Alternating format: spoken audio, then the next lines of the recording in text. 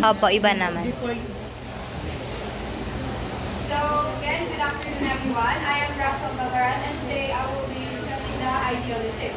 So, idealism emphasizes the importance of ideas, thoughts, and minds over material existence.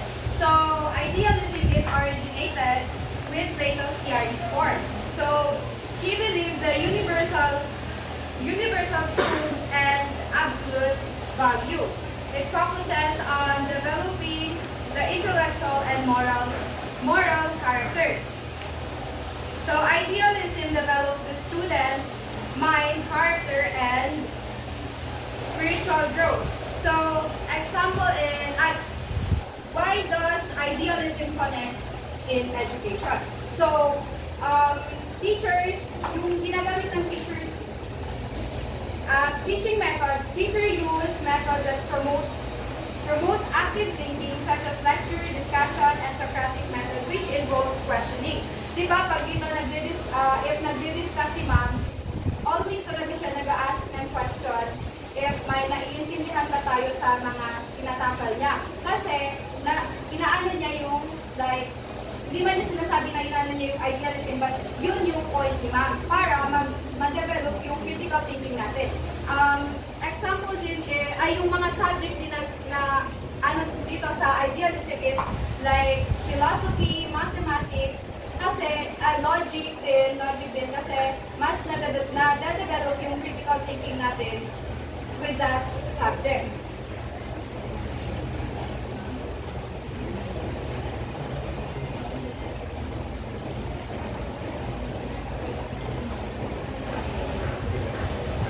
Yan lang. Explanation to sa idealism. Example. Idea. Keyword sound like example po ng idealism is like for example, tayo as a student, iniisip natin na yung yung classroom natin is may aircon, parang nabibigay sa atin yung like quality education. But idea lang natin yon, iniisip lang natin yon, but hindi siya nag-happen in real life. Ay, hindi siya, nabibigay ba sa atin yung quality education ngayon? Hindi. Di ba? So, paano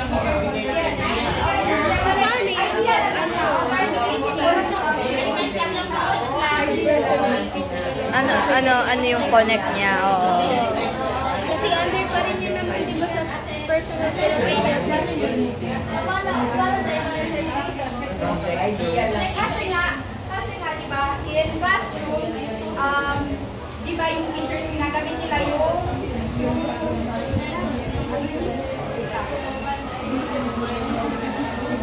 How mo magagamit yung idealism para magturo ka sa personal philosophy mo? Yung theory, Plato, di ba, ginagamit nila yun para mag-ask ng question sa mga students para ma-develop yung critical thinking ng student. Hindi daw. May tanong ako, di ba idealism lang siya? Bakit pa naano ng critical thinking? Kasi based sa research na ginawa ko, yun yung lumalabas. Kasi sa theory ni Plato, di ba, if sa tao is yung iniisip lang natin, pero hindi siya nag-happen sa real life, in education, ginagamit ng teachers yung theory ni Plato para ma-develop, like for example, asking a question, di ba, in class, mag-groupings kayo, mag-share kayo ng mga ideas nyo. Pero di ba nasabi mo na yung idealism is parang nasa isip mo lang? Yes, pero magagamit natin yung idea natin, di ba, sa groupings, pag magsabi yung teacher, brainstorming, di ba, pag mag-brainstorming tayo. So, yung idealism, parang pwede siya i-connect sa pragmatism. Kasi di ba yung pragmatism naman is learning by doing, di ba? Yes. So, yung idea mo pa lang sa idealism, papasok din si pragmatism para yung idea mo magawa mo. Yes. Kaya connected sila, kaya nga, Western philosophy. So,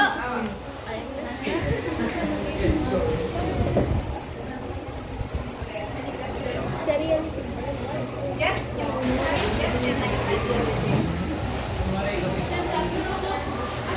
Kailangan makinig lang tayo lahat. Okay na? So, good afternoon everyone. I'm Joy Baya. So, I will going to tackle about realism. So, realism asserts, according to Aristotle, as realism daw, it's assert that reality exists independent of human perception. So, ang ibig sabihin daw nito is, ano daw, ang physical world daw is not i-exist whether may nakabantay or wala. Or ano, the physical world exists whether it is observed or understood by human. For example, maglagay ako dito ng isa eto, hindi nga alam ano to siya, pero nag-i-exist to siya. Wala kayo idea sa isang bagay, pero nag-i-exist siya. It is reality. So, bakit daw related ang realism sa education? So, ang realism kasi ang mag-help sa students to be prepared in the real world. For example, tayo ngayon, bakit tayo pinapa-report? Anyone? Sino may idea? Bakit tayo pinapa-report ngayon? Bakit tayo Yes. I think because to become knowledgeable in this room or to become an educator, become knowledgeable in presenting. It's because in the future, as a teacher, future teacher will be engaging in teaching the students. So, now pa lang, dapat mag-start na tayo by reporting, by practice na yun siya. Yes, right. That is realism. It is for us to be aware ano yung nangyayari sa classroom pa lang. Kasi, as for future teachers, kasi magtuturo tayo. So, by practicing our, pag-re-report pa lang, like, nagtuturo na tayo sa mga natin po students. Yun yung sa realism. So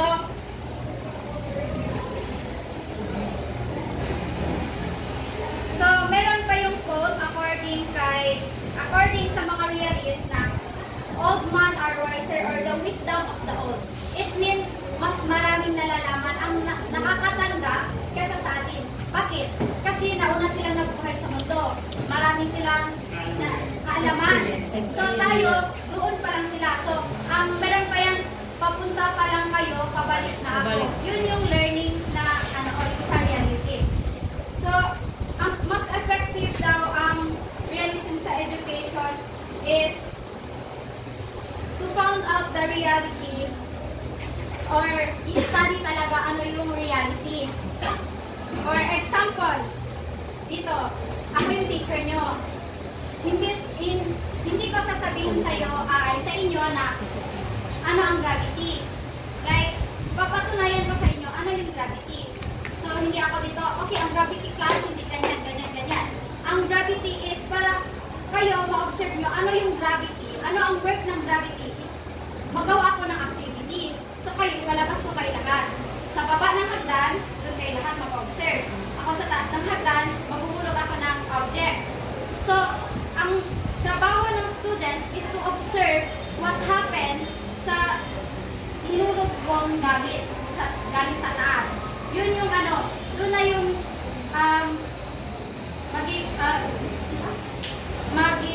yung critical thinking nyo.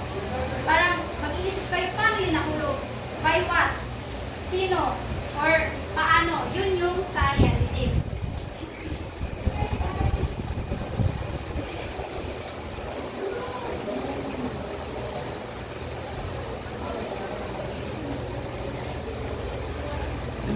So, for example din sa realism, bakit siya mahalaga sa education? Kaya nga, for us to be ready in the future. So, di ba lahat tayo dumaan sa grade 12? Of course, dumaan tayo sa grade 12 sa immersion. Ano yung mga strand nyo? May yung STEM, yung student.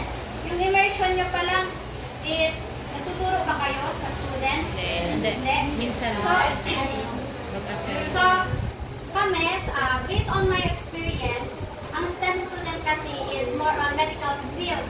So, gina-ready kami in the future para mas aware kami anong mangyayari sa trabaho, sa totoong buhay, or ano ba talaga ang ginagawa nila sa trabaho. nandun kami sa hospital. So doon pa lang, nalalaman na namin ano yung ginagawa ng mga doctor, nurses, or yung mga medtech. So doon mas nagkakaroon kami ng knowledge about sa real world. Yun yung reality. Any questions? May questions? Clarification. Wala? Proceed tayo.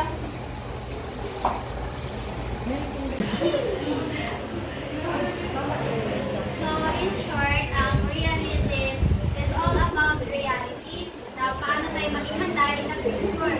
Paano tayo mag-critical thinking in the future. Paano tayo mag-isip sa future. Kasi may idea na tayo dito pa lang, in the practice pa lang sa school.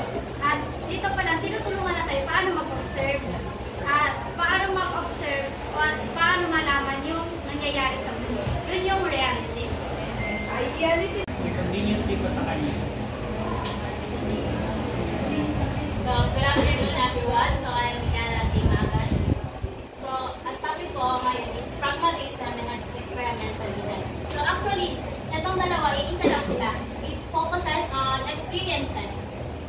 And then, ang advantage niya sa idealism and realism, kasi yung idealism and realism more on thoughts, more on ideas. Well, ang pragmatism is ano siya, parang ideas to action. Just like for example, ito, sa classroom rule, parang ano siya, yung TLE subject na when we are high school, di ba may TLE subject tayo? Di ba meron yung mga luto-luto?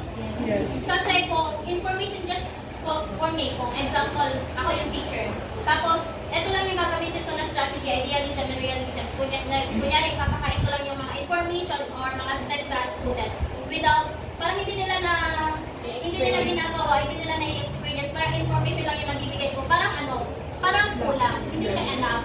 Unlike kung pag ginamit ko yung pragmatism kasi, parang ideas to action siya. While dinidiscuss mo siya, pwede mong ipagawa sa kanila, pwede mo ipa-experience talaga. Yun yung pinakaiba ng pragmatism. And then yung advantage niya rin is hindi lang yung critical thinking or ideas yung madadevelop sa student or problem solving skill, madadevelop din yung skills ng bata. Any question, clarification? Hindi na niya? Understandable naman na. Okay na. In conclusion, yung pragmatism is lang siya, more on experiences para, kumbaga, ito yung nag-help ng student para ma-develop yung skills, not just critical thinking